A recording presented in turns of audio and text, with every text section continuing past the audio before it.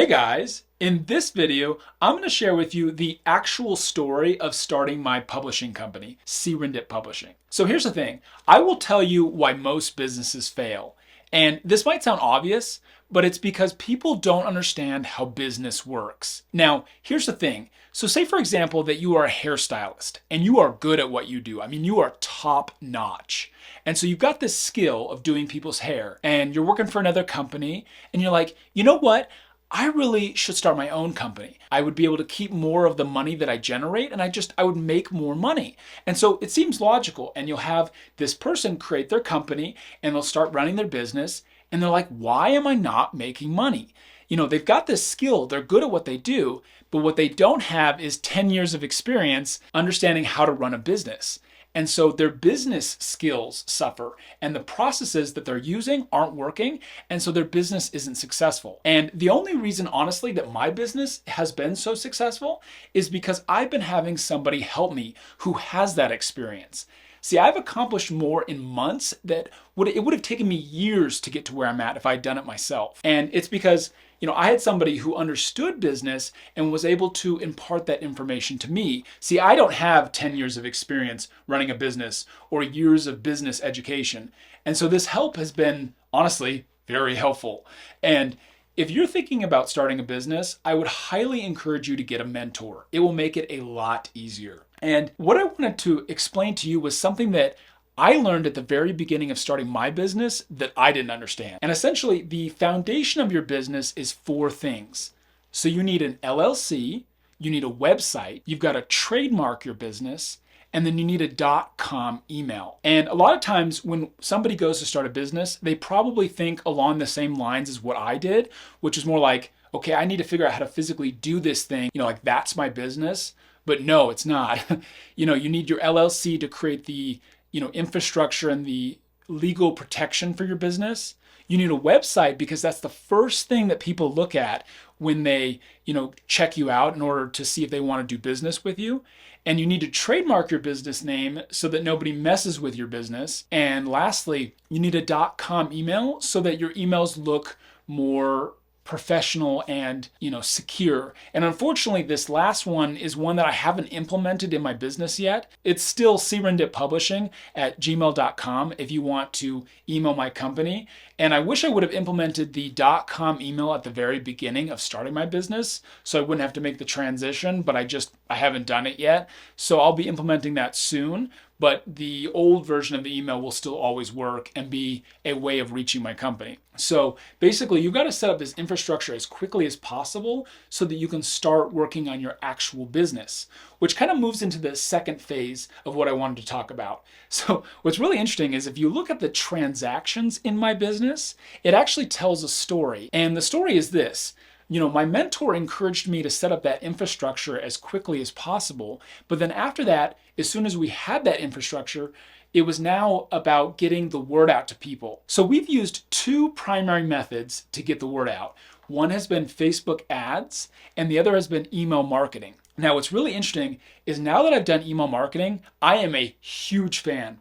This is hands down one of the best ways to reach people. And I'm going to be focusing on this probably for the rest of the time that I'm within my business. Because, it says when you read online about this, they say that email marketing is one of the best ways to reach people. But now that I've seen it in action, it is absolutely true. Because here's the thing. So we blasted out to our email list, hey, we've got this super exclusive beta reading group. Do you want to join? And boom, instantly we had 30 members.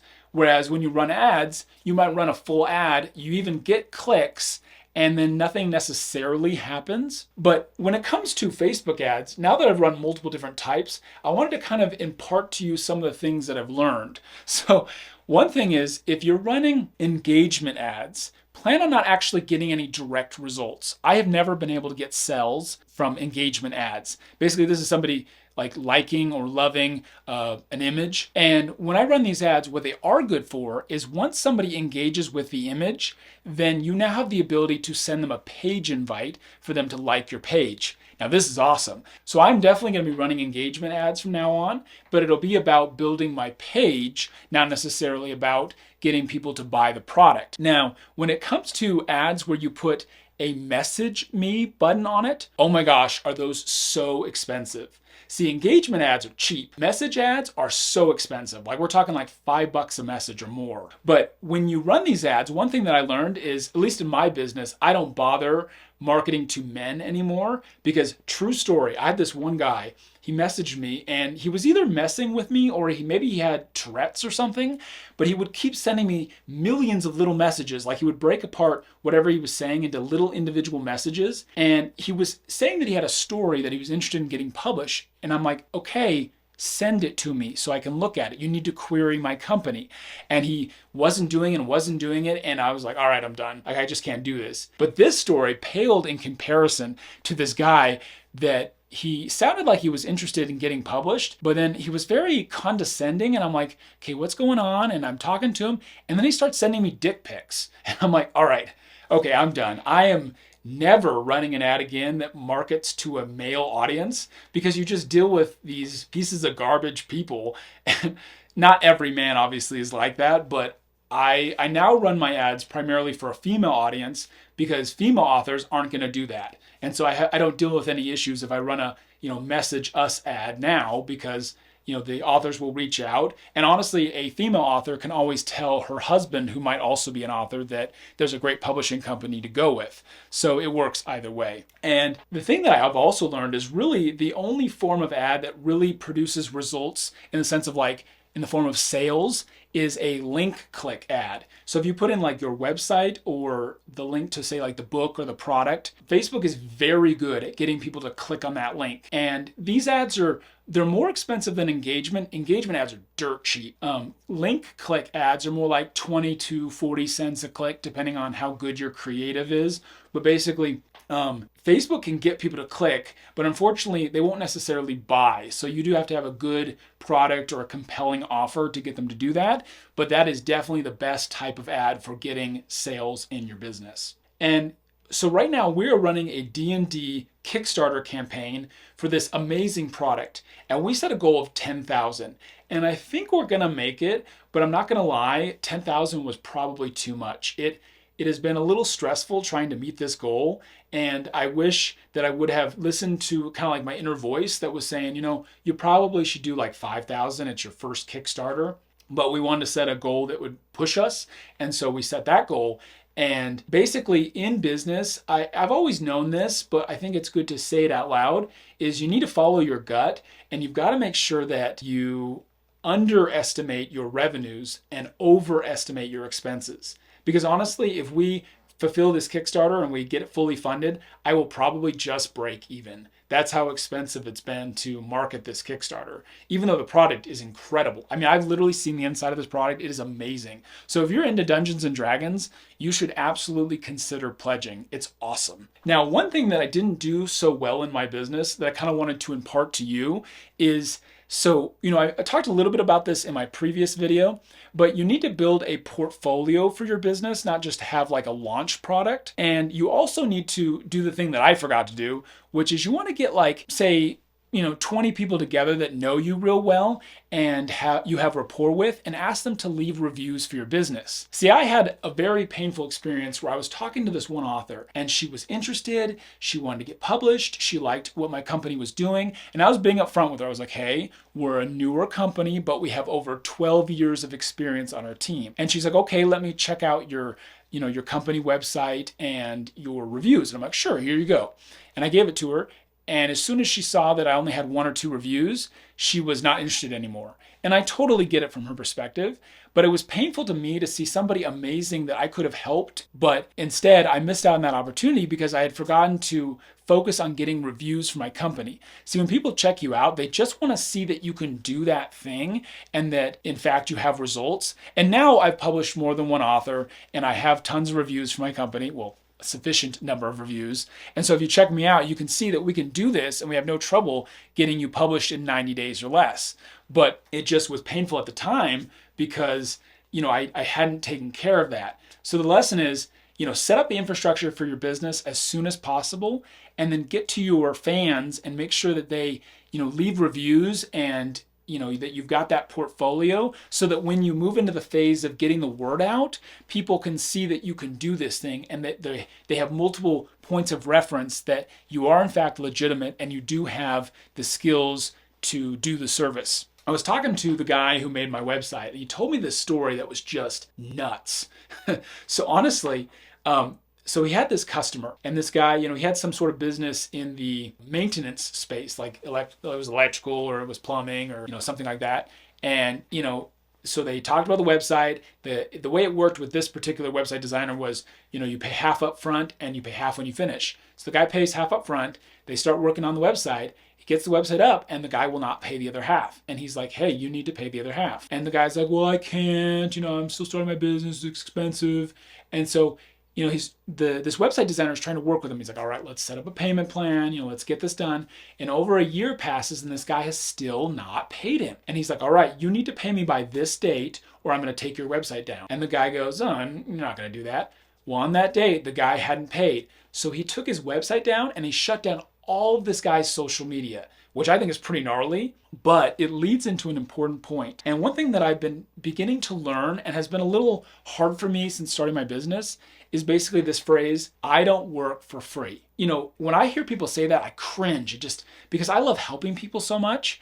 But my mentor taught me, he's like, Adam, when somebody has paid, then you can do an amazing job. You can really take care of them. You can go above and beyond, but until they have provided the money that fuels the mission, you can't help them. And it's been really hard. It literally breaks my heart to see these authors that they want to get published. They have a great product. I want to help them, but until they pay, I can't help them, because there are costs related to publishing. I do have to have you cover those costs. And so even though we're 90% cheaper than the industry standard, you still have these people that won't pay. And so if they won't pay, they don't get to get published. And it tears me up inside. But here's the thing, if they weren't paying, I would eventually give out.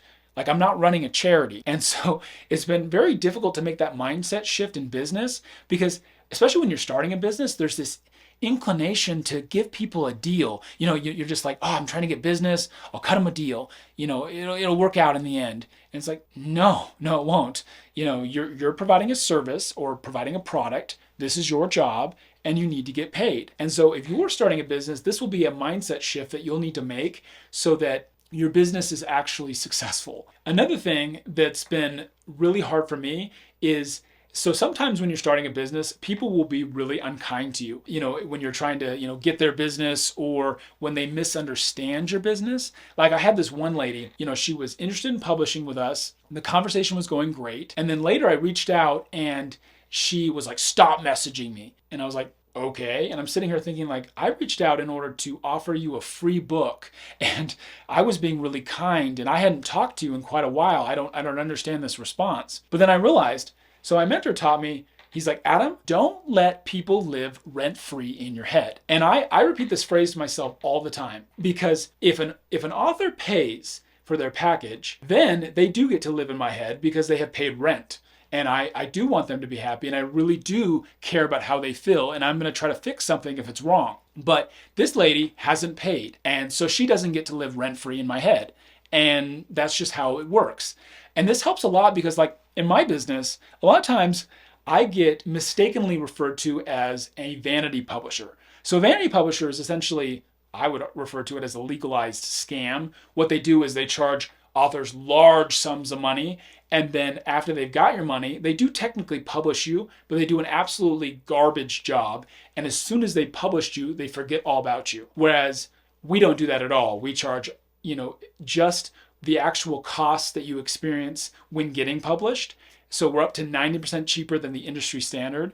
And then we do an amazing job. And once we finish publishing you, we focus on helping you have a successful book launch after. And so, I am nothing like a vanity publisher, yet people call me that all the time. And so I have to go, they don't get to live rent-free in my head. Like, they have not paid, they are not correct. And so what they say doesn't matter. And it's how you can make it so that trolls don't get to you. Now, one thing I wanted to talk about with business is finances. And this makes me laugh looking back. But, you can't use the thinking that you use with your personal finances with your business finances. So in business, my mentor taught me, he was like, hey, Adam, you need to be wary of expenses of within your business. Basically anything where money goes out of your business. And what he was essentially saying is, you do need to make sure if you can find a cheaper way to do something, or if you can do it on your own, do it yourself so that you can save the money. Because, when you have expenses in a business, it's basically like a bucket with water in it and there's holes in the bottom and the water's coming out of the bucket. Now, this point kind of counteracts another truth about business, which is debt is an asset in business. So you do have to spend money to make money in business. But it was more about spending money the right way. Now, here's the major mindset shift that I wanted to share with you. And it's that, so in your personal finances, you definitely don't want to have debt and you don't want to pay interest. So if you have debt, you want to pay it back as quickly as you can within reason to avoid that interest. But in business, debt is an asset. And when you pay interest in a business, it's something that you can write off. So I remember going to him, I was like, so I've got, some debt on my business card. Should I just pay it off? And he's like, no. You need to make the minimum payments every month. And I'm sitting there like, minimum payments? I mean, on your personal credit, with your personal credit cards, that's terrible. You don't want to do that. But in your business, when you make the minimum payment, you do have to pay interest, but you can write off that interest. So it's an expense and it's great for taxes. And when you pay minimum payments, you're using your available credit line as an asset for your business to buy you the things that you need, but then you're paying only the minimum out of your revenues, so you keep more of that money for yourself, which is a huge mindset shift. It's so odd, it feels so weird, but it's very powerful, and it's one of those things that will allow your business to be more successful. Now, here's the thing that I wanted to share with you. If you looked at the thumbnail for this video, it says he flipped my list upside down. And I remember at the very beginning of working with my mentor, I brought him this list, and I don't remember exactly what it was, but it was essentially something along the lines of I was basically asking, which order should I be doing these things? And it was like, pay off my business card,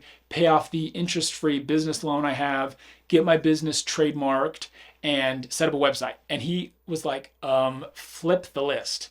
He was like, you need a website. And he was basically cycling back to the point that you need to set up the infrastructure for your business. You can't actually do your business until you have an LLC, a website, your business trademarked, and your .com email. Those are the 4 things that you need. And until you set up that infrastructure, you can't really move forward. And so, he literally flipped my list. And that was when I realized why businesses fail. It's because people don't understand how business works.